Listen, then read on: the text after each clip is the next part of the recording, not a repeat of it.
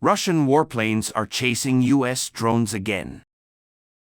The U.S. military said Russian warplanes attacked U.S. drones over Syria for the third consecutive day this week. Russia and America tension. The military has rarely been active in Syria, where both countries patrol the area on land and in the air. 12 years of conflict in Syria have killed 500,000 people and injured more than 1 million. The U.S. military said in a statement that the meeting lasted for 2 hours on Friday, during which 3 MQ-9 drones were stopped by Russian aircraft as they were flying over Syria. Russian aircraft made 18 near misses, causing the MQ-9 to react to prevent a serious accident. Prime Minister Oleg Gurinov, head of Russia's Center for Syria Reconciliation, said earlier this week that Russian and Syrian forces had begun 6 days of joint training, which will conclude on Monday. In a statement released by Syrian state media earlier this week, Gurinov added that he was concerned about the U.S.-led drone operation into northern Syria, saying Moscow was violating conflicting agreements.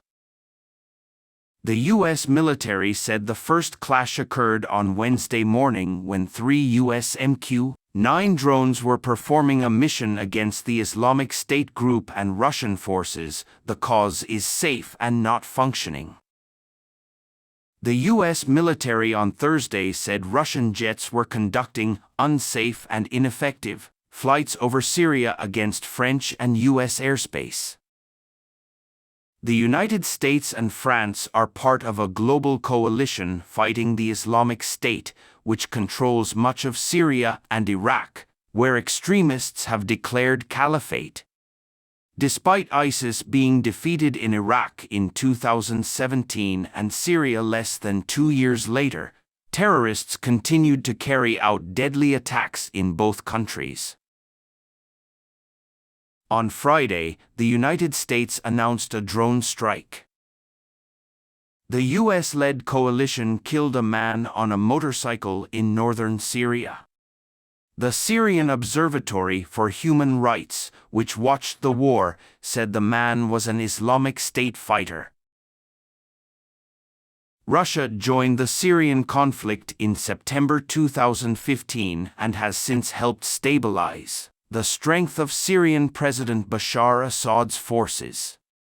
Russian warplanes continue to attack the last rebel stronghold in northwest Syria. At least 900 U.S. soldiers and unidentified personnel work with the Kurdish-led Syrian Democratic Forces every day.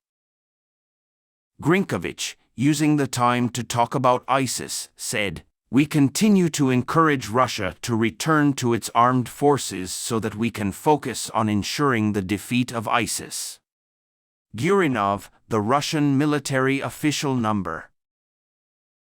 warned that the increase in the conflict cooperation of joint drones will increase and said, "Russia is not responsible for the safety of these flights." The U.S. Air Force says Russian warplanes are approaching dangerously close to several U.S. MQ-9 Reaper drones fleeing Syria, Iraqi Su-35 warplanes on Thursday. Russian aircraft had a bad interaction with 2 French Rafale aircraft deployed to the region as part of Operation Chamar, an effort to stop Islamic terrorism in Iraq and Syria. The French military said it was ISIS. The U.S. said on Wednesday and Thursday 2 separate incidents involving Russian planes and a U.S. Reaper drone were videotaped. The U.S. military said, "We urge the Russian military in Syria to stop this bad behavior and follow the recommendations of the Air Force Standard of Behavior, so we can refocus on the long-term defeat of ISIS," said Lieutenant General Alexis Grinkovich, commander of the U.S. Air Force Central. In a statement, In the first incident in northwest Syria, around 10:40 a.m., 7:40 Greenwich Mean Time on Wednesday, a Russian Sukhoi Su-35 fighter jet approached the Reaper drone while one of the Russian pilots moved the plane forward. It contains the afterburner of the American vehicle and the Su-35, making it very fast and windy. Jet stream from the rear engine can damage the Reaper's electronics, Grinkovich said, which reduces the drone pilot's ability to operate the aircraft safely. A series of so-called parachute flares fired by Russian aircraft then entered the drone's flight path. Flares are attached to the parachute. In the second incident, which occurred over northwest Syria at around 9:30 a.m. local time, 6:30 Greenwich Mean Time, on Thursday, a Russian aircraft shot down flares in front of the drone and, by flying too close, jeopardized the safety of all aircraft involved, said Grinkovich. Reaper drones operate in unarmed situations and are mostly used for reconnaissance missions. Earlier this year, the United States sparked a brief controversy over allegations that Russian planes shot down a Reaper drone, valued at more than $30 million, equipped with U.S. espionage technology operating in the Black Sea. Moscow denies that its own warplanes were responsible for the drone that crashed into the sea in March, but video footage released by the U.S. military shows the Russian plane working to intercept the drone's flight path. U.S. officials said the Russian plane flew around and in front of the Reaper several times for 30 to 40 minutes, with one of them plugging the drone's propeller and causing a U.S. MQ-9 attack in international waters.